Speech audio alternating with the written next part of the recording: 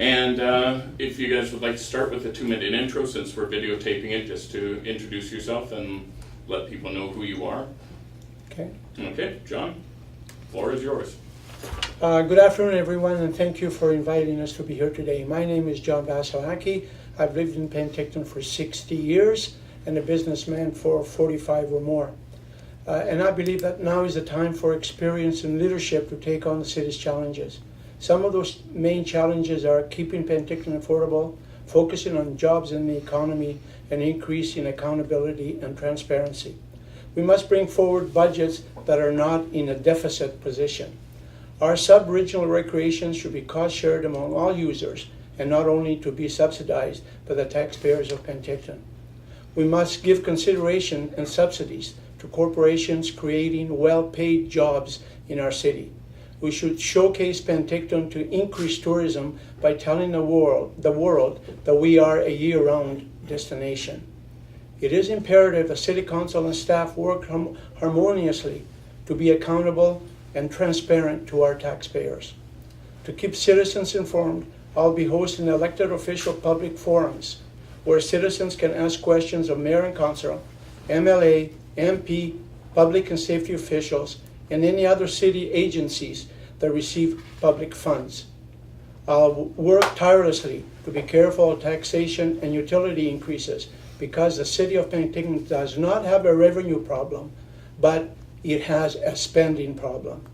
I have been a successful businessman in this city all my adult life. That experience has taught me when it is time to spend and when to tighten the belt. And while our city is not currently in any financial crisis, our spending habits have gotten out of control. As your mayor, I will only recommend approval on projects that are needed to get us back online. On November the 15th, vote for leadership. John Vasilaki for mayor. Thank you. Well done, John. You've been practicing. Andrew, you're up next. Afternoon. I'm Andrew Jackway. I'm 43 years old, married, 2 kids, actually 1 grandchild as a couple of weeks ago. Lived in Penticton for 23 years. I own a retail store, The Groove Yard, and a video production company, Groovy Productions. The last 6 years I've been on City Council. And before coming to Council, I helped champion and create the Saturday Community Market. I'm the organizer of the Canucks Young Star Classic. I helped secure Axon Works Grand Fondo. I volunteered with minor hockey for 20 years and helped organize and film the WestJet Flash Mob. As your mayor, my focus is going to be on community pride. This is where we live. We should shop, support, and celebrate locals. I believe in economic vibrancy. We want to foster entrepreneurship. Our economic investment zones, they work. We need to market that. We have $550 million in construction happening with the patient care tower and the correctional facility. We need to leverage that for locals. I believe in fostering better relationships, in particular with the Penticton Indian Band. You're starting to see lots of development over there, and it's quite exciting. So how can both communities prosper harmoniously? I believe in ensuring City Hall is accountable, accessible, and reasonable. We want to go to the people instead of waiting for them to come to us. I want to build a team where we mentor, challenge, motivate, and champion on behalf of the community to be true community leaders. I'm going to create 3 mayor-select task forces that deal with affordable housing, economic innovations, and tourism. Subject matter experts from the community to create actionable solutions. Affordable housing, it's the #1 inhibitor with recruitment and growth. Or economic innovations, we want to focus on how we can grow revenues versus where can we cut. We want to grow high tech in our niche manufacturing opportunities. With tourism, we want to create this region as a cycling precinct or destination. We want to use tourism and leverage that as our foot in the door to showcase Penticton as a place to start a business, move a business, start a family, or move a family. We need to focus on building a strong economy because that leads to a strong community. I feel I can inspire, empower, and reignite to move Penticton forward and be the mayor that restores Penticton to be the envy of all of the communities. Thank you. Okay. Yuka, your turn. My name is Yuka Lorio. I'm from the coast. That's where originally I was born and raised on the coast. I wasn't born, but I was raised on the coast, Victoria, Vancouver. Came to Penticton about 10 years ago with next to nothing. My original background is in accounting. I worked as an accountant for about 20 years plus. Worked for the Department of National Defense, Canada Mortgage and Housing, and then I ran my own little bookkeeping business for about 10-12 years. Came to Penticton 10 years ago with basically nothing. I sort of just turned everything down and decided to start a new life and got to Penticton. Didn't really know what I was going to do. once I got here, I realized that it's not a bad little place to be. And I slowly but surely developed business and contacts and connections and got a little bit better. And I eventually opened my own cafe here. I had did my own landscaping and renovation kind of business. And I now have about 5 staff, 2 full-time, 3 part-time, mostly year-round. And it keeps myself pretty busy. I have good staff, so they can actually run my show for me while I'm doing other things. I have a multi-stage plan for this city. You know, it's a long-term kind of goal. It's not going to be done overnight. There's no overnight sensation 6 months after I'm in. It's not going to be prosperous or anything like that. And it does involve tourism as the key. We have the 2 assets here. We have lakes, beaches, and a beautiful surroundings. We can use that, market that, use that to raise some revenues. And then once we receive those revenues and put money into the hands of the business owners, that kind of stuff, we can start using some of that excess revenue and the cash we develop for further promotion and production and developing the city. There are a number of industries which are suitable for the Penticton location. A lot of them aren't because we're kind of an out-of-the-way place. It's a long drive to get to Penticton, in and out of Penticton, with fuel costs. So most industries that require fuel and transportation in and out really aren't going to be too interested in Penticton. But things like renovations, real estate companies, or research and development companies, we're ideal for it because we're a small community. We don't have to grow, and we have a service community of 100,000 people. We could easily become a metropolitan center. Thanks. Okay, great. Thank you, guys. So, I'm sorry, I forgot to, you drew as the first question. Christy. Okay, and you guys will have 1 minute to answer the question. You do not have to use all of it. If you've got a quick answer to it, let's hear it. Let's keep it snappy and lively here. Okay, Christy? Great, so my question is directed to all of you. Are you in favor of commercial developments on the lakefront, and in particular on the Skaha Marina site? Starting with Andrew. I think we have to be very sensitive of doing any commercial development on the lakefront. Past history, the community was very against where Okanagan Lake Park is, as an example. Having said that, we need to be open to any opportunities that are going to come to our community.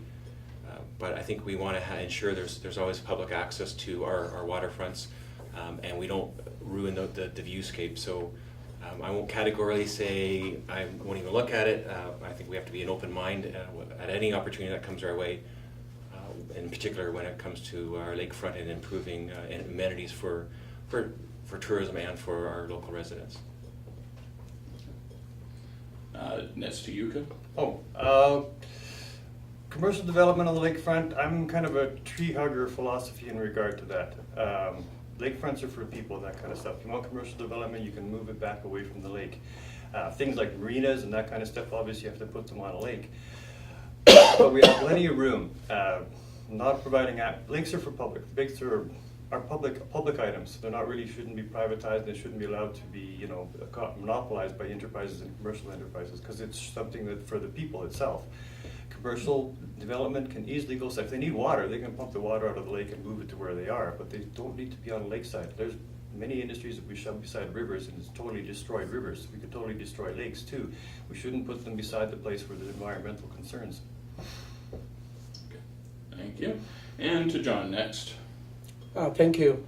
A very, very good question that's in the minds of a lot of the citizens of Penticton. 5 or 6 years ago, a project came forward from some developer in Vancouver that wanted to build a hotel at the site of Lake City, the Okanagan Lake Park.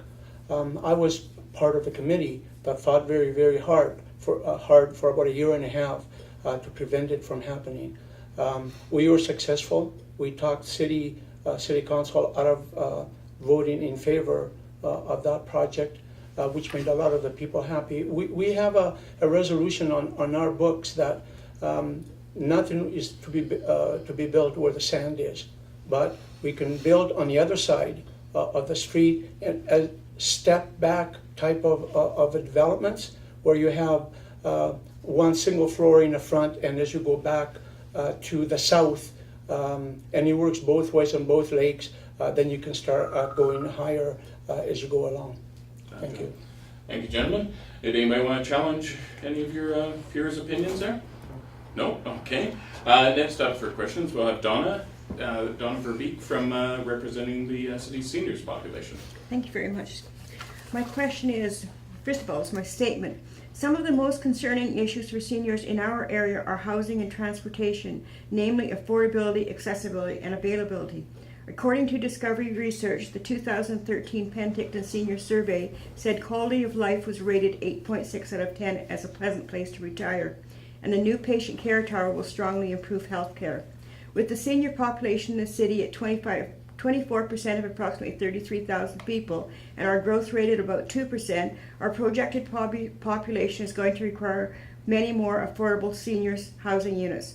Not all seniors can afford to live in retirement resorts, nor can be supported by Interior Health to live in high-cost apartments. We do not necessarily need to be in the downtown near a vibrant center, but centered near those amenities we use, like hospitals and health centers. What is your action plan to attract construction of these housing units and to bring more bus service to the hospital center? Okay, and this round we'll start with Yuka. Okay. Affordable housing is a really touchy issue. It's really kind of difficult to deal with because there's no quick kind of government fix. We can't just sort of shove a whole bunch of money in it. It's something we have to get the community involved in, and it's more of a political philosophy and a social philosophy of how to get affordable housing. And it requires just negotiating and discussing with different developers and construction people so that they will build affordable housing, but at the same time people want to make a profit. If they want to build a condo, they want to make as much money out of it as they possibly can. So we sort of got to break that philosophy a bit and maybe get different social groups involved, or even like larger organizations, nonprofit organizations that will actually do part of the building of things so they can build projects, rent them out, and get a return on their investment without exorbitant profits or trying to make way too much money off of it. And as for transportation, it's simple to set up bus systems. I don't like the way the transit system here is right now. It could be redesigned, but it's something that's very important. Okay, and John, you're up next. Thank you very much. I believe that affordability in housing in Penticton is very, very important, especially with seniors. I'm a senior myself, and I know how those people feel. For 6.5 to 7 years, I was the liaison to the Senior Wellness Society on behalf of the city. And I know how those folks feel. I believe what we have to do is donate land that the city has a lot of to a nonprofit group for $1, where they, along with the city of Penticton, provincial and federal governments, they can get financing in order to build those affordable places for them to live. I believe there's 2 or 3 of them in the city of Penticton already, and the city has done a lot to make those units affordable. So that's one way, and the other is to partner with private enterprise, where a certain part of the building that they're building can be for affordable housing, but that's a little complex. Okay, Andrew, you're up next. Thanks. That is one of the Mayor's Select Task Force I want to create, because we've talked about affordable housing the last 2 terms I've been in. We've made some strides with Habitat for Humanity and the Kiwanis building, but we really haven't tackled it. And it's come to council, but then we realized this is a bigger issue than the half an hour we've slotted for it, and we've never really been able to action stuff on a larger scale. So I want to see that happen. And with transportation, I've pushed hard to always have a little bit more transportation. We increasing our routes, which we passed 2 years ago, and then this year it didn't get put in our budget. Putting more marketing in, getting busing for special events, and actually the bigger buses versus the smaller buses. I think the bigger buses to accommodate the mobility needs of our population is something we have to strongly consider. That's about it. Okay, thanks. Any of you, you'd like to challenge? Just John's point there. I'm not into the thing of actually giving anything away, giving land or even for $1 or something like that. I can understand the concept of a partial participation by giving land or a portion of land, but as a silent partner investor in the project with a return on that land. Mm-hmm. John, you want to respond to that? Yeah, that's great to say that. The problem is that if the community, the city as a whole doesn't get involved in it, The other two levels of government will not put any money into it either. They want to see the community back what it is that they want done in order for them to put the funds that are required into some whatever nonprofit organization that the city is going to go for. And we also have to cut down on the costs of the DCCs and all those other costs that the city puts in place. All those should be eliminated for such projects. Thank you. Steve. Yep, go ahead. Just to John's opening statement to Donna about, I know how you feel with reference to seniors on tight incomes. It was just to John to say that when you're a very successful person, and I don't want to take away from that, but I'm just curious how your mindset is to say, I understand how you feel when to write a check for whatever that it is for a tax increase or a utility increase, there's no skin off your nose. It's easy to do. To answer that question, we weren't always as well off as we are today. I come from a place where I lived in a house with a dirt floor and a dirt ceiling, and we had a whole bunch of animals living in the same house that I lived in. We moved to Canada with 4 suitcases in our hands. That's all we started with. We were very, very poor. My parents had to work 3 different jobs per day in order to make ends meet. So for me, or for someone to say that with me being as successful as I am, how can I feel the way I feel about people? I went through what they've gone through. And more than once, I went through it twice. Back in the 70s and 80s when the market went kaput, I went through it a second time. So for somebody to say that they don't know my history, it's not a nice thing to say. Thank you. Fair enough. Okay. Okay, let's move on to the next question. It'll be coming from Mike Magnuson, representing JCI Penticton. Thank you. At your forum on October 30th, you all spoke to the creation of jobs and discussed your visions of what types of industries you felt would work well in Penticton.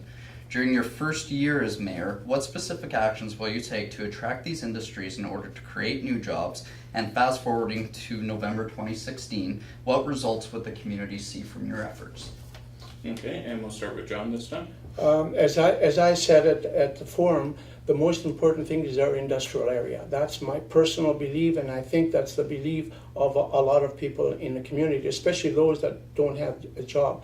I believe that we should finance our economic development department to a point where we can have enough people to go out into British Columbia, Alberta, wherever they have to go, to recruit those corporations that we need to come here in order to create work. But we also have to put an inventory of buildings that we have in place that are empty, land that hasn't been developed. We've got to put an inventory together so we can show these people that we want to attract to our community to look, here's a place where you can build your own, and here's a building that you can move directly into it. And we also have to have the incentives already in place so that we can tell them this is the incentives that are waiting for you once you get there. Thank you. Then we'll move on to Andrew next. I think for job creation, we really do need to put our money where our mouth is and fund economic development programs, which didn't quite happen to the extent it should have this last budget cycle.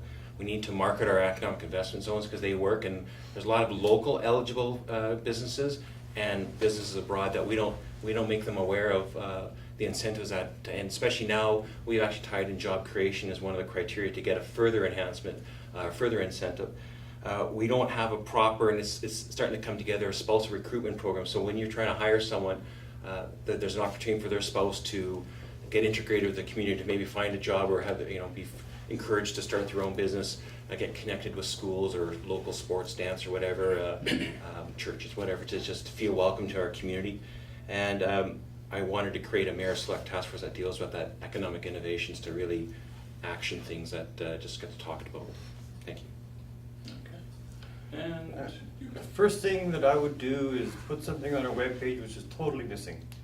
I went to look at it myself, and what we need on there is a little list that tells us what we got, how much industrial space we got, how much empty space we got, how much land we have available, lease cost, what our labor force is, what kind of labor force we got, what kind of skills they got. That way they know what we have here.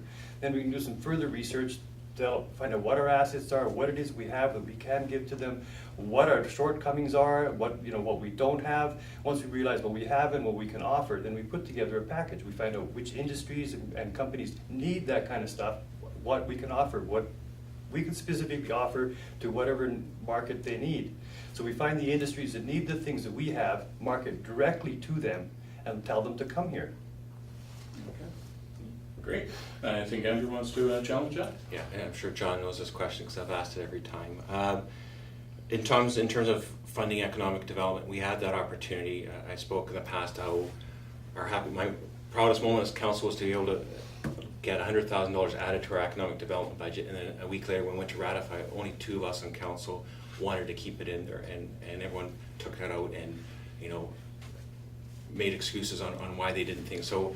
I'm just curious if this is just something that we're saying to for the sake of being on an election cycle, what people want to hear, or will we ever be able to action that? Okay, fair enough. John, you want to Yeah, I did vote against that program, that $100,000. Our economic development officer didn't want that money because she had no place to spend it. So why take money away from the taxpayers when the person that is supposed to be using it doesn't want it? And by her saying that she didn't want it, I mean, what is city council supposed to do? Just throw it away? That's where waste comes in, and that's what I've been fighting for years on city council is waste. And that would have been wasted because it wouldn't have got used. We don't have the personnel to give them an extra $100,000 or $1,000 in order to go out there and get the work done that was required in the community. Okay. Thank you. I see Andrew wants to respond to that, but did you want to put anything? Okay, Andrew. Just quickly, I think that speaks to council needing to have political will and exercising our power. And it was one of our arguments is everyone at election time is going to talk about the importance of economic vibrancy, and staff is towing the party line because if one department gets it, maybe the other department's going to say we want money too. If it was really important to council, then council would have said jobs, economic vibrancy in our community is important, and we're going to invest in that. And there's consultants who already help our economic development office, and some of that is hard costs for actually printed material marketing costs. Okay. John wants to respond again. You could just make sure you've got a chance here. Okay, John, Okay. go ahead. The comment about other departments wanting the same amount of money, no, they wouldn't come to us for more because it's already in the budget. They've put in the budget what they need for what it is that they have to do for that the 1 year cycle that we're working on. So to say if we give that $100,000 to one department, the different department will come forward to ask for the same amount. That's not how budgeting works. Budgeting works, each department brings forward what they need. We either give it to them or we don't. They don't come back after the fact and ask for more. Thank you. Fair enough. Okay. Everybody had their say? Okay, we'll move on to Frank Vanchi from the Penticton Industrial Development Association. For the past 6 years, considerable effort has been made to transform a very negative reputation that City Hall had earned of being confrontational and difficult to work with. It's now a much more efficient and cooperative customer-focused organization. Industrial area businesses are natural Penticton boosters and proudly promote our community to our contacts around BC and the globe. And it's easy to do that when you can boast about a cost-effective City Hall that's devoted to win-win solutions and problem solving. But it's a hard-won accomplishment that requires constant vigilance to maintain. And in fact, there have been isolated instances this year of a reemergence of a belligerent and confrontational attitudes and of unnecessary red tape. My two-part question is, 1, as mayor, will continuation of this initiative be a priority for you? And 2, do you have plans or ideas to support and encourage council and staff efforts towards further improvement? Okay, and great. I think we're back to Andrew for a start here. I think council, one of the strategies to work more effectively with the industrial area is really to do some more site visits.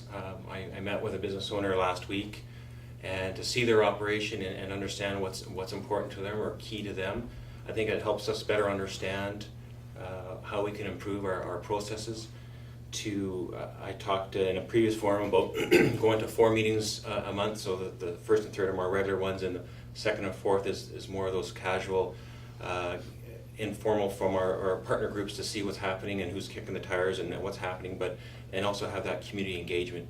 Again, I in my opening statement I talked about us going to the people instead of waiting for them to come to us, and I think that we have to really work on improving our communication and engagement with the community, not just residents, but obviously the business community. Thanks. Great. Just move on to Yuka first, and then John, you'll have your chance. Yeah. I'm more along the lines of putting the onus on the people themselves. Our councils and mayor's job and politicians' job is to basically listen to the considerations of the people and then see if we can actually do it. It's a Penticton Industrial Development Association, is that who it is? Yeah, as an organization, I don't see why they shouldn't be putting together packages and ideas and then finding like a monthly meeting with the city council and that kind of stuff, presenting, this is what we want, can we do it? This is what we want, this is why we want it, this is how we can improve the place, this is how we can make more money, this is how we should have it paid for. And they should present those ideas to council, and then council itself should decide on whether or not they're viable, usable, or whether or not they fit into the overall plan of the city. But the idea should come from the people that actually work there. It's their zone. They know the place, they know the buildings, they know what they want. You know, council doesn't hang out here in the industrial zone, they do. So they're the ones that should initiate the information to the council, and then council should decide on whether or not it works or not. Great. John, you're up next. Can I ask Frank a question? The questions that you asked, are you discussing or asking about the confrontations between City Hall and various other people in the community, or you just want us to speak on what's happening in the industrial area?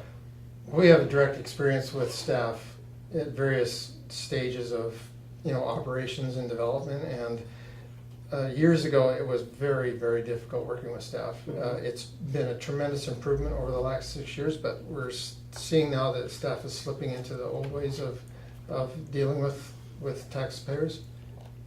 Yeah. That's what the concern was. Okay, John, your minute starts now. Okay, I believe that there's some cultural changes that have to take place at City Hall. In order to change and not slipping back, like Frank says, back into the old ways, we have to put parameters in place that they have to follow these parameters rather than go in their own directions, especially when City Council doesn't know anything about it. They do things without our knowledge.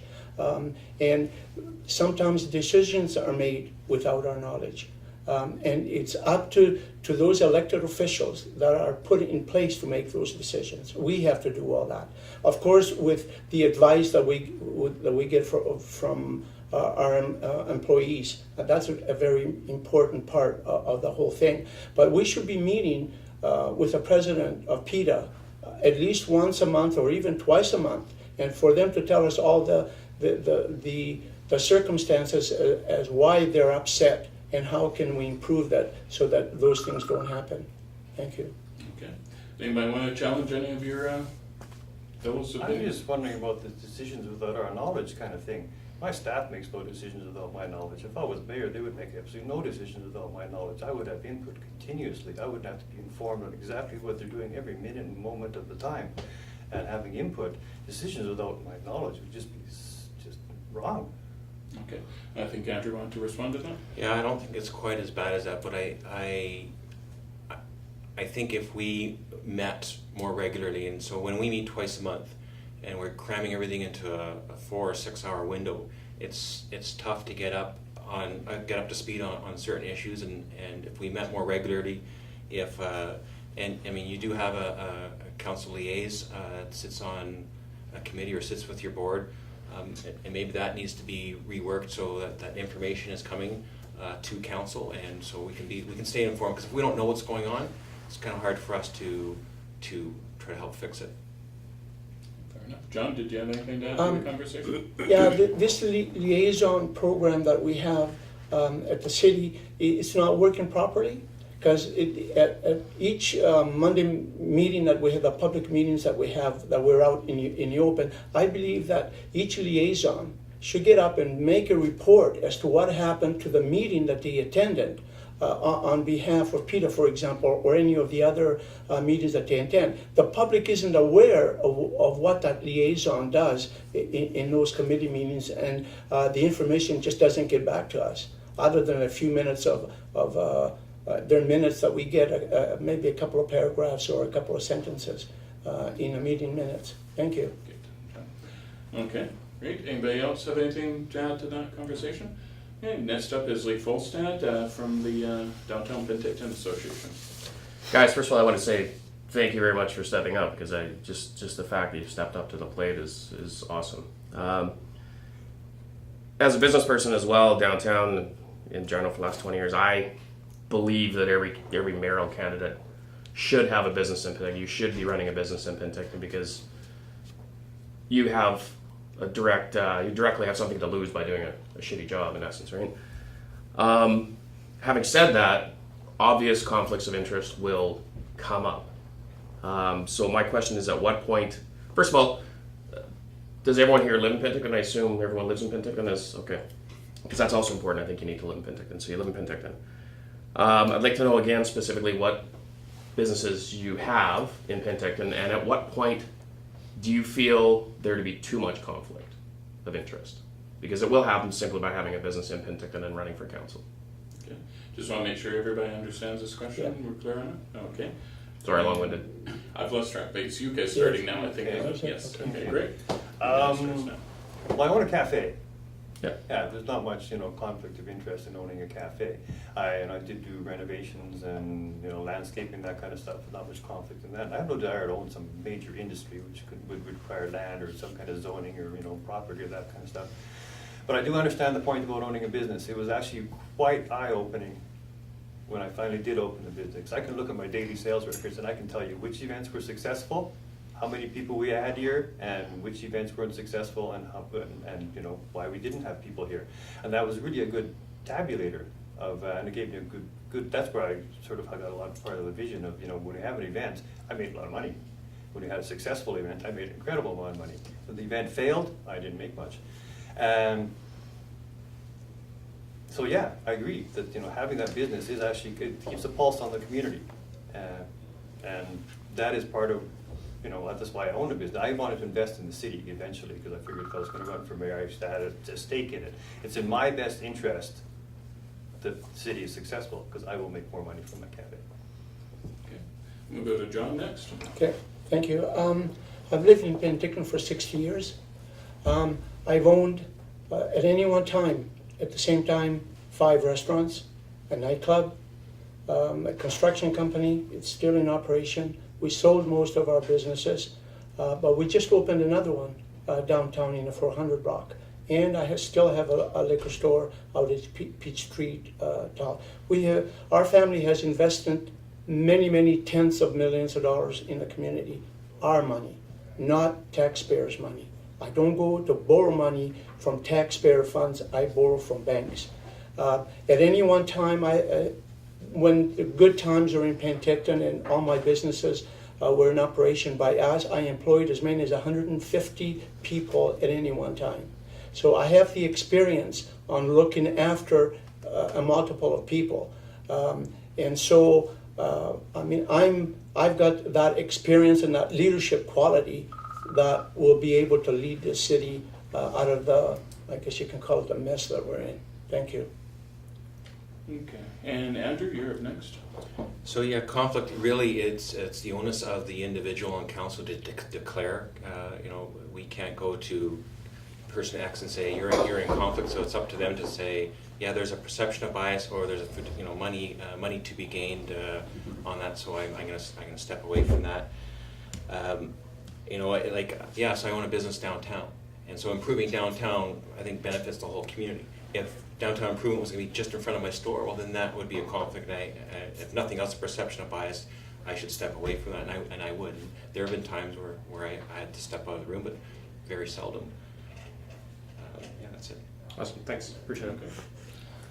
Can I a Sure, couple yeah, of, John, if you want to. on the conflict of interest, I step out every time, with the exception of once that it just went over my head and I missed it out. That had to do with the Legion, where for 12 years I was voting in favor of them getting a tax exemption. Now I own that building, but I more or less gave it to them for nothing, almost for nothing, to still be in place.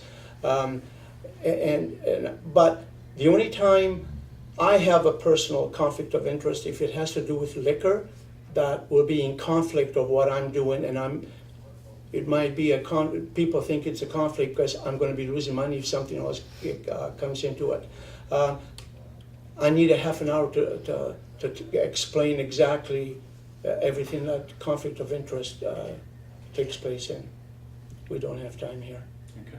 Andrew, you want to respond to that? I just wanted some clarification because I thought it was the 12 years of the what is the Cheers Church was one of John's properties that he had sat on for 12 years. It was just recently the Legion was sort of got slipped or came through the cracks. And the quote in the Western was something like, "Well, I didn't think much of it. It wasn't a lot of money." And I'm just curious if there was any other conflicts, or is that the only? No. To me, they're not a conflict because I don't gain anything out of it. It's the nonprofit that we're discussing. We're not discussing John Vasilaki. We're discussing the Legion, and we're discussing Cheers Church. They get the benefit, not me, because they're triple net. Their leases are triple net. They pay everything. So it's not I guess you could say it's a conflict on my part because I own the building. But for 12 years I've been voting in favor of the Legion getting those tax incentives, and it came up that I bought it just a few months prior to it, and it just went over my head. I just voted for the Legion as I always did. It was unanimous to begin with. It wasn't as if it was very close and it was gonna. They were going to lose. Okay. You know, so. Let's see, Andrew wants to challenge that Sure. again, but you could have something to say, so we'll just let him throw an oar in there. Okay, I just have one little comment. You said that you had to step out of meetings on a regular basis. No, not me. No. Yeah. Once in a blue moon. Well, it was really stated as regular, but if you have to keep stepping out of meetings on a regular basis, wouldn't it make more sense to put your properties and everything into a trust, handled by somebody else while you governed the affairs? If you have to keep stepping out of meetings, then you really don't have much opportunity to govern. I think that would be a sensible thing, just put it into a trust and let somebody else run it. Fair enough. Andrew, and then back to John. Just on that, the tenant pays the taxes, but the tenant gets the tax exemption. If the tenant didn't get the tax exemption and left, then that would be problematic for the landlord because you'd have to get a new tenant. So just wanted to make that clear. Okay, fair enough. John? Once a tenant leaves, there's no exemption anymore. Mm-hmm. So there's no problem with stepping out. You don't have to step out because your tenant doesn't apply for a debt exemption anymore. So I mean, we should know what we're talking about when we're talking about things like that. And you know, this is a little minuscule thing that we're discussing here today. When it comes to the overall picture of what a mayor has to do for the city, we've got huge issues, and we're talking about something that really is minuscule and it means nothing. I step out very, very rarely, and only if it affects me personally or members of my family. I never, ever have any other reason to step out. And if you have more than 100 people that are in the same situation, you don't have to step up because you're speaking for hundreds, if not thousands, of other citizens, not just yourself. Okay. Thank you. I think Lee wanted to just quickly Well, follow up on that. So let's just take that. again, maybe a clarification. And John, again, this is not personal. It's No. I respect business people because that's what I am, and again, kudos to you guys. But you said yourself that it slipped your mind, and again, you're an aggressive business person, and once again, I respect that because it's awesome. I look up to you as a business leader. But what happens when you have too many things, and things start slipping, and you forget? At what point? That's what I mean. At what point is it too much conflict? Is there too much conflict of interest? I've never had too much conflict of interest. That was the first and only time. I can assure you that my buddy here on the right, and I consider him to be my buddy, many occasions he hasn't stepped out when it comes to hockey and other matters, that he's on a board of a hockey association that always comes and asks for money. okay? And he never steps out. He has to benefit because the association that he is with gets those funds from the taxpayers of Penticton. Never once has he stepped out. I'm still talking about business. But it's the same. It's the same thing. It's the same yes situation. Yes and no. Yeah. It's not really the same thing, but I'm still talking because again you're aggressive Yeah. and you're going to acquire more businesses. Yeah. You're going to acquire more properties Yeah. because that's your nature and that's what you do. So at what point is there too much? Like if you acquired another 10 businesses or properties in Penticton, is that too much for you to be involved in and have hands in too many things and then try to be a mayor of the city? Because I don't expect you to stop running a business or growing your business to be mayor of the city because that's what you do, right? The businesses that we have at the present time, I don't run, nor do I work. Well, I guess you could say I work 1 day a week in one of them. But we have 7 members in our family. They're all adults, and they run those businesses. I don't have to be there. And I've made, my family and I have made agreements where they take over that little bit of stuff that I was doing while I was councillor. When you're a councillor, you don't invest as much time at the city as you do when you're mayor. And I'm going to treat being a mayor full-time position, not part-time. I'm going to be there when you come to see me. I'll be there from 9 to 5. I'll be, or 8:30 to 4:30. I will be there. But I put things in place where the family takes over everything that we have at the present time. It's mostly real estate because we sold all the businesses. Okay, wrap it up. Okay, and Andrew would like to respond to that? No, just to clarify to John's comment with respect to my involvement with hockey. I was the president of Penticton Minor Hockey 8 years ago. 6 years ago when I came on council, I did formally resign that board. I am involved with BC Hockey. I'm an executive director, or the officer at large with their executive. So I oversee all of BC Hockey, but I'm not involved with Penticton Minor Hockey whatsoever since 6 years. Fair enough. Any final comments, Yuka? I'm good. Okay, great. My turn to ask a question. Over the past couple of years, there's been a lot of items that have gone in camera. Given that the municipal charter only requires a small number of things, not the widely reported land, labor, and legal, there are only a small number of things that have to go in camera. Given that concept, is there any work going to be done to bring things more into the open, such as a decision on the lease for the urban garden people that went in camera for $1 a year lease? And John, we're starting with you. Okay. I believe that all contracts concerning taxpayers' funds that have to be paid out should be in a public forum, where it should be out there where the public have the right to hear what the contract is all about, what amounts of monies have to be spent on those contracts. And if a company puts in a bid on any kind of work with the city, if they don't want that bid to become public so that the citizens of Penticton know what's happening, I'm going to tell them to take a hike and don't bother bidding. Because everything has to be put out to the public. The public should know where every dime that the city spends goes to. And this thing about in-camera meetings and secret meetings and all that kind of stuff, it doesn't take place. It's people. I don't know where all those things come from. You know, and someone might say one thing and then it expands to become a mile long. Thank you. Okay, Andrew, you're up next. I think council needs to do a better job of sort of explaining our rationale for stuff that comes out of in camera. Like we just report a sentence, city's going to do this, and we don't. I think the staff reports that council saw, there's probably maybe some information that can be redacted a little bit for confidentiality or proprietary information purposes, but that's not happening. So that would help inform a lot of people. You know, we don't have these secret meetings. Sometimes we go on camera just to talk about, is this actually in camera or should we be talking it outdoors in the open? And we bring it outdoors in the open. So, and to John's earlier comment, I guess I'll rebut when it comes later because I'll leave it at that. Okay, and Yuka? I'm from the position that we work for the people. We are their staff. They hire us, they pay us. Everything we do is on their behalf.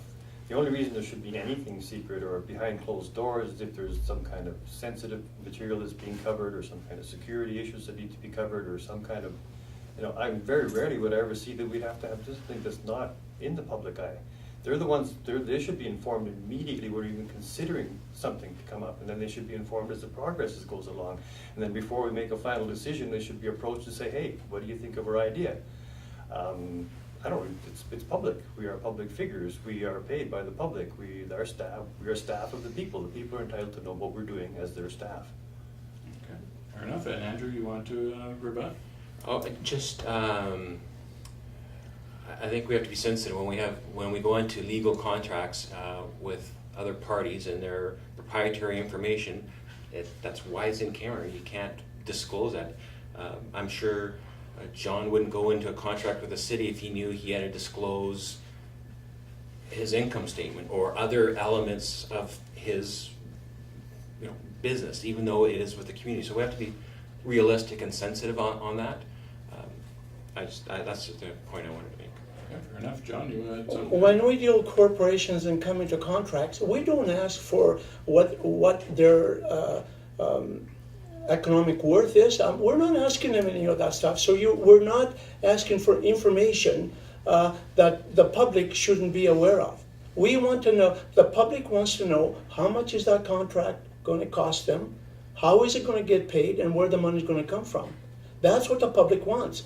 We're not asking for somebody to give us their secrets of their corporation. That's not what the city's after. We want, the public wants to know, are these people that are going to do the work qualified to do the work, for number one? What their bid is, what were the other bids that came in, and are we choosing the lowest one, the medium one, or the most expensive one? And all that should be discussed in public so the people know how the people that they put into office, how they treat their money and how they spend their money. Thank you. Okay, fair enough. Anything like that, anybody? You have? Okay, great. We got through a whole round. I'm really impressed. For the next round, if you'd like to, we'll start with Christy again. If you'd like to direct a question to a particular candidate, go ahead, or all three, and let's see if we can get through one more round here. Okay. My question's to Mr. Vasilaki. You talked a lot about fiscal responsibility in your platform, but you also mentioned about hiring a deputy mayor. How would you justify that? And your commitment? You said you're committed to, spending all your time as mayor, but then you also want to hire a deputy mayor. Okay. Right now we have no that word. A lot of the time, right at the present time, we have 6 councillors, and they each take turn into being deputy mayors. When the mayor goes away, the deputy mayor takes over, and he or she has absolutely no idea what's happened the previous month or the previous 6 months. So when somebody comes into City Hall that needs information from the mayor, and the mayor isn't there, the deputy mayor can do anything. So by having a full-time deputy mayor, that deputy mayor will attend many of the meetings that the mayor is going to be attending. That deputy mayor will be informed at all times and can keep city council informed at all times. The mayor cannot be here always. He has to be, or she has to be away, or in this case, he is going to be away on city business. Somebody has to be there to keep control when the mayor is away. There's a lot more to say, but no time. John. And I believe Andrew would like to have a bit of a rebuttal to that. That was part of my platform in empowering councillor and improving our information stream, because John's right. If you walk in the mayor's office, maybe you get filled in on what's happening. If we met more regularly, that's where you can say this person kicking the tires on this, here's a situation, here's an opportunity. And I think 7 heads are better than just 1 or 2. So if we can help with our engagement with the community, with each other, and that can easily be done with teleconferencing or web or video conferencing, that kind of thing, just to make sure we're on the same page if we're going to go a certain direction or should go a certain direction, or if there's an opportunity coming our way. That needs to be improved. And I don't think it needs to be done with a deputy mayor. I think all 7 should be more engaged. Okay. Yuka, would you like to say anything before we go back to John's rebuttal? No. Okay. John? Okay. You were asking about the financial, how much it's going to be minuscule compared to what we can save by having a deputy mayor and not having one. We can save a lot because city council, things that have been happening lately, because most of the problems that we've had in the last year and a half, we've had when the mayor was away. There was nobody there to take the reins and control what was happening inside City Hall. He wasn't there. If I wanted to go ask a question because there was a problem nearby, the mayor wasn't there. Who do I go to? The CAO maybe? But it's not the same. It goes from the mayor to the CAO and all the way down the line. But the mayor should, and the deputy mayor will keep city council informed at all times, no matter what the situation is. Thank you. Anything you're good? I'm running under the presumption that city councilors themselves are well-educated, intelligent individuals. And if you're gonna have a change of command, or if the mayor's gotta actually go somewhere and can't be there, they're gonna know well in advance that they're going somewhere. Briefing whoever's turn it is to be deputy mayor, giving a full brief on what's going on and what's gonna be coming up before you take off is a pretty simple thing. It's pretty well done all the time. It's called a change of command. Even in today's modern tech, in the old days we had to take off on your horse, you were gone for a couple of months, it's different, but now you can text, cell phone, video conference, you can keep in touch, you can even attend the meeting. I believe you can even attend the meetings by video. Fair enough. And Andrew? Well, yeah, technology allows it. You don't have to, it's an old school way of thinking of have to walk in the mayor's office and talk to the mayor. You know, we're very accessible with cell phones. I didn't mention before, but what we should be doing too is having these on a regular basis, these management briefings of this is what's happening. Here's a situation with building X or a fire there, or just again improving our communication and information flow, because that definitely is something lacking, and not that that's an excuse, but I know we've had a problem with our senior management and council, like our council team. With confidentiality, so I think that's inhibiting the flow of information, which is something that has to be addressed and stopped.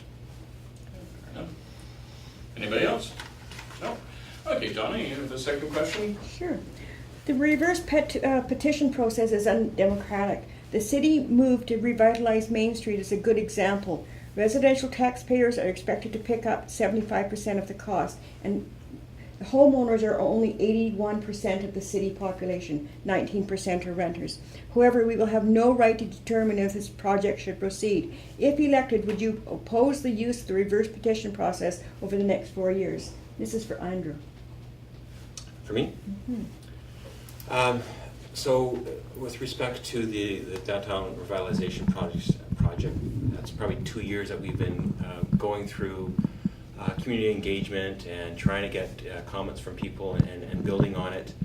And now we're at a stage to try to get some input to move forward. Councils embrace the concept, and now that it's up to the property owners to say, in that immediate area, are you willing to participate in that?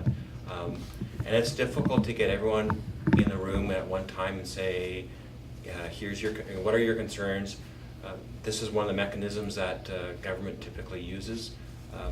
I think it works. There's no easy answer to this, or there is no easy win, because every option has a counter argument to it.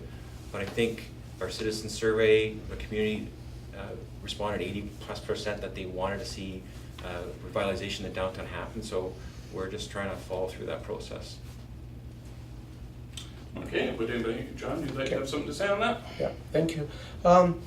The reason most municipalities put the reverse petition in place is for the least amount of work you get the best results. That's why the reverse petition is put into place. Not everybody votes. The other thing I have against this is that on what's going to happen today, and please don't get me wrong, I do believe that some improvements have to be made to Main Street. I don't doubt that at all.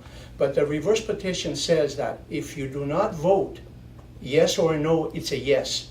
Okay? And because of those 3 banks on those corners, they carry the majority of the power when it comes to the value of those properties, when it comes to voting in favor or against it. And because they don't vote, it's a yes vote, and that carries the project. If it wasn't for that, it would never carry in most cases, wouldn't carry. Thank you. Okay. You good? Do you want to add your voice to it I as a would downtown suggest a owner? reverse petition process just on a socio-political, philosophical point of view. It doesn't give everybody a say. You know, if people decide not to vote, that's fine. We still have to give them the opportunity to go down there and say yes or no. Okay, fair enough. Andrew? You know, in trying to develop some sort of community engagement, maybe there's a better mechanism to gauge.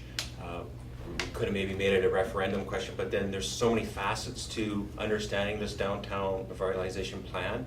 It's hard to make sure everyone is educated on the pros and cons of it as well. So it's difficult, and this has been talked about for the last 20 years, and there's been actually 2 other sort of attempts at getting downtown revitalization happening. And it's one of the difficulties in Penticton is people are very resistant to change and trying to, and it's hard for councils to be able to move forward on initiatives. I believe people of Penticton are more interested in infrastructure. And if they had said, if the question had come out, are you in favor of proceeding with improving infrastructure downtown, starting with the 1 and 200 blocks, and we will dress the top when we get there, that would have gone over with a big bang. But to say we're just going to revitalize, we're looking at dressing it like we did to Martin Street, not doing the infrastructure. But I do understand the infrastructure is there, we have to do that first. But that's my personal opinion. Let Lee. Can I just jump in, because I'm being with the DPA. The infrastructure is part of the plan. I mean, there's no question. It is part of the plan, right? It's part But of it's the not cost. talked about. Maybe not talked about, but it is part of the plan. It's already done. It's in the works. It actually is one of the main reasons why it has to be done. The infrastructure has to be changed to be able to handle the volume of people that we're expecting to live downtown. It needs to be updated. So that's part of the plan. The other part for the costs, very little from my understanding is going to come back onto the residential taxpayer. The majority of it's being funded by various other grants, I believe, that are available to us. And as far as the property owners, I actually sat down and I ran the numbers on the properties. There's only 3 banks downtown. They have 4 votes because the CIBC actually has 2 votes. So there's 34 lots, so 32 lots downtown. 4 of those are banks. The other one's a privately owned piece of property owned by my landlord. So he's swayable. He's not a guarantee. He is swayable. Yes, there's probably a good chance that he's going to vote in favor or not. Okay, Lee, I'll get you to wrap up your point. Oh, sorry. I'm just saying that there is a way for it to fail. I've done the numbers, and there's a way for it to fail. Okay. John first. And Okay. I have no doubt what you're saying is right. The problem is there's 2 different votes. The vote is the property owners, that's 1 vote. You got to get 50 plus 1. And then there's the value of the properties. I ran those numbers too. Okay, which has to be 50 plus 1. But 50% of the value of the property owners of those 50% Yes. has to be, exactly. And I ran the numbers, and there is a way for it to fail. So Yeah, I'm not going to tell you what it is. Yeah, but the majority of that value is in those 3 properties. Again, if you Yeah. Uh, run the scenario that I ran, there is a way for it to fail. Yeah, I understand that too. But that's what my point is. When 3 people or 3 businesses or whatever you want can control the outcome of a project, I have a problem with that. And again, I don't think that they can. You know. Sorry, that's a No, mean. that's okay. That's a That's good another- debate. I love yeah. having that kind of debate. Me so- too, I exactly. will let Andrew stick an oar in here. No, that's fine. Okay, Good enough. you're good. Okay. And you okay? Anything? Okay, great. Mike, got a second question? You bet. This is more based on my own experience. When I was in Kelowna, I had over 300 employees. Now being in Penticton, I have over 100 employees. So if you were elected mayor, you're going to have quite a few employees under your umbrella. If the people elect you mayor, it's because they believe in your strategies and platforms to improve our city and our livelihoods. However, at the end of the day, you are 1 vote when council goes to vote, and the city workers' performance will correlate to your leadership. What is your leadership philosophy? How will you encourage council to share your vision? And what would your employees, and in the case of Andrew and John, the city workers and fellow councillors, say about you as a leader? Okay, and you directing that to anybody or all of them? All, please. Okay, let's start with Yuka this time. I'm not sure what order we're in, but we'll go. Okay, basically it's the sales plan, your sales job. Your job is to sell. You know, you have an idea, here's your package, here's your product, and you sell it to them. And you well, you make sure that you do a really good job of it. You do your research, you make sure you know what you're talking about, you make sure you get the objectives, the results they want, make sure there's money involved, and if you're a good enough salesman, you'll sell this project to them. And if they buy the project and they're willing to buy your idea, well, then you have them on your side, and then you get them to continue selling the project to the people, to the businesses, that kind of stuff. But you gotta come up with a good package to start with. You gotta come up with a saleable, marketable product that has actual positive results that you can establish that they are feasible results and they will work. Sales. Okay, great. John? Thank you. Whatever project comes forward, I believe that it has to be viable. And it has to be viable not only for the city itself, but for the people as well. Because they're the ones that are paying, and they're the ones that are going to say, what a crappy mayor and council that we have in place. They don't know how to make a proper decision and all that kind of stuff. So, but the city council and staff have to work very, very closely together. Because when they bring in, I'll call it a product, because whatever it is that they bring forward, it's a product on behalf of the city. We have to work together. We have to sit down and really discuss it in detail instead of just getting a 3-page report. And we have to make our decision out of that report after we sit down, like Andrew said earlier, if we sit down for a half an hour and have a meeting on a certain project that's coming forward. We've got to have time. We've got to, even if we call extra meetings, we've got to get it done. Thank you. Okay, and Andrew? To me, it's all about team building and staff. I think staff respect me. I'm open-minded and I listen. We need to be able to create that working environment where staff feel valued and they also feel inspired and they want to contribute. I think our corporate culture has greatly improved, at least from the last 6 years that I've been on council, because instead of, yeah, I'll get to it when I get to it, now we understand we're in a service industry. It's not us versus them. You know, we are together, and I've used our senior staff and management as part of our team, right? Because they implement what we put together, but they need to help us find us the information to make these informed decisions. Okay, and John, you'd like to? Yeah, thank you. I agree with what Andrew says, but prior to all that, City Council has to get together and put some parameters in place as to how we want our staff to behave, not only towards us, but towards the public, because that's the main concern that everybody has, is when they go into City Hall, how are they treated by the staff. So once we get those parameters in place, then we have meetings with staff and tell them what we expect of them in order for them for us to respect them and for them to respect us. Because respect goes both ways. If you don't have it on one side, you won't have it on the other. Thank you. Andrew, or Yuka, did you want to throw an or in before we go back to Andrew? No, I'm good. Okay. Just to John, one of your platforms on your web or video or something was hold staff accountable, and I'm just curious what that means. So does that mean if someone doesn't answer the phone properly, they're going to be held accountable? I just would like some clarification on that thinking. That's very, very simple. In private business, you're a businessman, you're a businessman. If a staff member continues not to hold their own or make errors or whatever the cost, and that doesn't only apply to staff, it also applies to City Council. They make errors that cost the taxpayers' funds. And it happens over and over again, not necessarily with the same staff person, but with others. Somebody's got to be held accountable, because if we don't hold them accountable, it'll continue to happen time after time after time.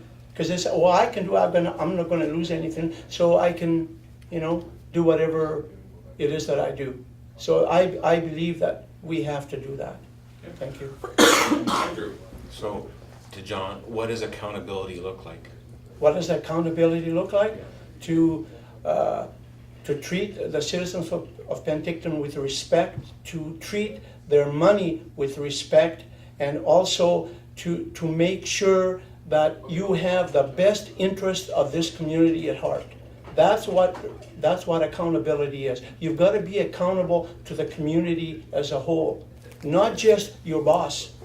If your boss tells you, "Oh, go ahead, do this," that's not being accountable. You have to be accountable to the community as a whole. That wasn't, sorry, that wasn't my question. My question was with respect to staff making them accountable. What did that look like? I just told you what it looks like. So I guess my view on that is mistakes will happen. So the tax notice is the big chronic one. So we put measures in place to ensure that's never going to happen again. Controls in place. When you have 300 staff, things are going to happen, and if you don't have mechanisms to help train them to ensure it doesn't happen again, to improve, because staff is your biggest resource, and it's far more expensive to remove staff and start from beginning than it is to try to address their situation and fix and give them an opportunity to learn and to improve. No more comments on that. We'll move on to Frank for a second question. One of the things that I am fascinated with is the sort of the change of the way democracy works in North America. And it's been said that democracy no longer exists, that we live in the age of bureaucracy. And one of the things that I have seen happen at City Hall is the growth of bylaws and rules and regulations. Some of that stuff, of course, is downloaded from the province and the federal government, but sometimes staff will bring a new bylaw to council, and it's just a simple bylaw, please pass it, and it gets passed, right? No real in-depth review is done, or there's no review also of old bylaws that I'm aware of. Is there a plan that you have in place to reduce or to control the growth of red tape and bureaucracy in Penticton? Okay, and you're directing that to everyone? Yes, please. Okay, so we'll start with John, please. Okay. Yeah, that is a big problem. Bylaws are a big problem. We put hundreds of bylaws through every year. And the problem is that those bylaws have no teeth. We don't have enough bylaw people to look after it, for one thing, because of budgeting and all that. But the other thing is that most of the bylaws we put in place, we don't act upon unless somebody complains. They're complaint driven. And if somebody doesn't complain that something has gone wrong or contrary to what the bylaw says, we don't go to look at it or do anything about it. So that's one of the biggest issues that I have with all the bylaws we put in place. And we have bylaws in place that are 50 to 75 years old, and they have to be changed. Anthony had started changing a lot of them, but unfortunately we're losing him, and I don't know if somebody else will be carrying on or not. Thank you. Okay, and Andrew next. Yeah, we joked one time about creating a red tape committee, like adding to it. But you know what, a lot of our committee structures do look at cleaning up some of our bylaws or trying to make more of a common sense approach to moving forward. I know our economic development office is trying to, if we're open for business, well, let's make it business friendly and remove some of those stumbling blocks or hurdles. John mentioned our director of development services, Anthony Haddad, who left as of Monday, was a breath of fresh air, different looking. It didn't just fit in a box. He was willing to go look outside the box or think outside the box, and we need more of that, and we need to rethink that and hit that philosophy home with the other departments, not just one or two. That should be a philosophy we have citywide. Okay, and you? The accumulation of old bylaws is that's an age-old problem. I lived in Calgary like in the 80s, early 80s. There was still a bylaw in the book that said you had to have a red flag, person walking with a red flag in front of a vehicle while it's going through downtown. You know, but because they just hang around. Nobody has the time to actually sort through all this kind of stuff and get rid of the old silly stuff. And council, mayor, city staff are not really the best individuals to use for this. It's an expensive process. It's tedious, a long-term kind of thing, sorting through all kinds of paperwork. It would be best if some means were found where you can actually gather it all up and find students, political science students, stuff like that, give them a summer project to sort through it all and take the total silliness out of there and acknowledge, you know, the obvious and present the obvious to you. So you can, once you get rid of the obvious, then city council in itself can go through the details of what's left over. Fair enough. Anybody want to speak to that again? No? Okay. And we'll turn to Lee for another question. It's to all of you. but probably more to Andrew and John because I think they were involved in the decision originally. So we have this fantastic bus service that comes from Summerland to Penticton right now, which is awesome. Were you guys involved in that, bringing that? So it doesn't come anywhere near downtown. And I'm just wondering why a service like that would be funneled to Cherry Lane Mall as opposed to being part of the area that we're trying to promote, which is downtown at this particular point. If you could speak to comments on that. I mean, there's... And you're more than welcome to jump in as to opinions on it as well. So. Okay, let's start with Andrew this time. BC Transit was doing a very in-depth transit study. I think they just concluded, not just Penticton, but the whole region. And I think transit hubs was part of that. I know it's been brought up. Why can't we use the Greyhound bus depot as a transit hub, or another place downtown as a transit hub? You're talking about bureaucracy. BC Transit is another big bureaucracy, and they move really slow in trying to get new changes. The Summerland Penticton route, they just celebrated their first year, and I rode it as part of the celebration from Summerland to here. And you're right, it goes to Cherry Lane, and I guess that was figured to be the best hub for getting to some of the other connections. And we just need to work on transit, on getting more people aware of it, and actually increasing the frequency so it's less inconvenient. It's a little bit easier for them to use it. Thanks. And did you want to have anything to say on that one? I'm really upset with the transit system here. I don't really like it. I use transit in Kelowna, I use transit in Vancouver. It was just a way to get around. When I first moved here, I lived up in Trout Creek, and the first thing I assumed I could take a bus from Summerland to Penticton. There was no bus. It just was, I thought it was the most obvious bus route in the world, Summerland to Penticton, and it wasn't there. I'm glad we finally have one. They might not have put it in the right spot, but now we can move it over a little bit, but at least you have one. And I really don't understand why we don't have transit all the way from Summerland down to OK Falls. OK Falls is a vital community. Then we could have people that live in OK Falls, but the cost of living is a little cheaper, and they can get into Penticton and work. It really needs a revision. It really needs to be revisited and figure out where it is we need the transit for and what people are going to be using it, and make it, put the load where the people are going to use it the most, or put the load where we want the people to come and go from. I really don't like it at all, actually, and I'm a transit user. I'm a bus user. Okay, and John? Thank you. There's actually a bus that comes from Okanagan Falls to Penticton. It comes on the east side. Unfortunately, it just doesn't stop at the right places to pick up those people, either coming or going.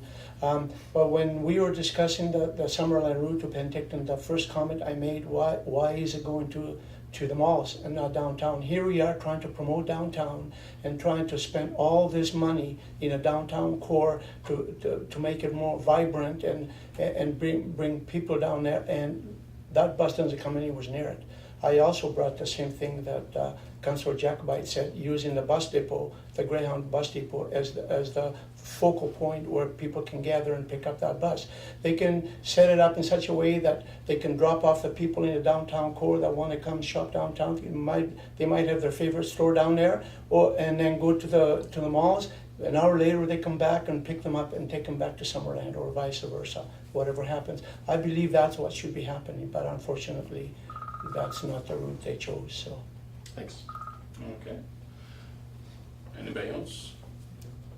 No comments? No more comments? Great. Well, that gets us through a second round. I'll withhold from a question and just give the candidates a minute to make any closing remarks, and we'll wrap it up. We're running a little over the hour I planned for, but we're doing pretty good. So, who'd we start with last? Lost track. Was it? So, Andrew, you want to make any closing remarks here? Sorry to spring down. Yeah, I know I didn't set you up for it. I won't give a fancy dancy speech other than thanks for the opportunity to meet with you and for the Western to put this on, and whoever watches this as well. It's an important election. It's a pivotal election because we're now going to 4 years. We're going to have new faces on council, so we really need to pick, in this case, a strong leader, the face of the community. So. Very important, and I'm hoping everyone does take this seriously. Your colleagues, you encourage them to go out and vote. Andrew2014.ca, my website goes in a lot more detail of what I stand for instead of just this brief overview. So please take that opportunity tomorrow. November 15th is the final voting day. Please vote for me as mayor, Andrew Jacobite. Thank you. If you'd like to sum up the experience. No, thanks for having us here. The issues seem, are getting much more called as we seem to figure out exactly what the issues are, which is kind of a good thing, what the people are concerned with. Makes it much easier to govern when you know exactly what the people are wanting. By mayor, there's going to be no overnight sensations. It's a long-term process, it's a long-term goal. If I can get in there, I can sell my vision and my idea, it will happen. I know it will work, but we need the cooperation of the people and the council and everybody else in there. And it is not going to be fast. It'll be a slow process, one step at a time, like mountain building with a pebble. Thank you. Okay, thanks. And John, I'm sure you love it, but you get the last word. Yeah, thanks. Thank you very much for having us again here tonight. It's a great experience. I like it, and I hope the people out there pick something out of everything we said today. But I've been in business much longer than Councillor Jacobite has been alive. So that experience of those nearly 50 years I've been in business and the leadership that I have shown in the community, not only in my private life, but within the 12 years that I've been on city council as well. Over the nearly 50 years I've been in business, I've created 2,700 jobs in this community, in all the businesses that we had. I wish we still had all those business, but unfortunately the economy forces business people to scale down, and that's what we did. But we still have 46 employees, run mostly by my brother and my son. So choose Vasiliki to lead Penticton in the future. That's all. Thank you. All right. Thank you, gentlemen and lady. This has been great fun. And thank you all for coming to Ladies, they participate. forgot Ladies, sorry. I would just like to say thank you very much for running. And Penticton's going to lose a valuable resource for one of you. council. Yes, that's I going to be agree. a shame. Great. Great. Thank you. Very Thank much. you very much, guys.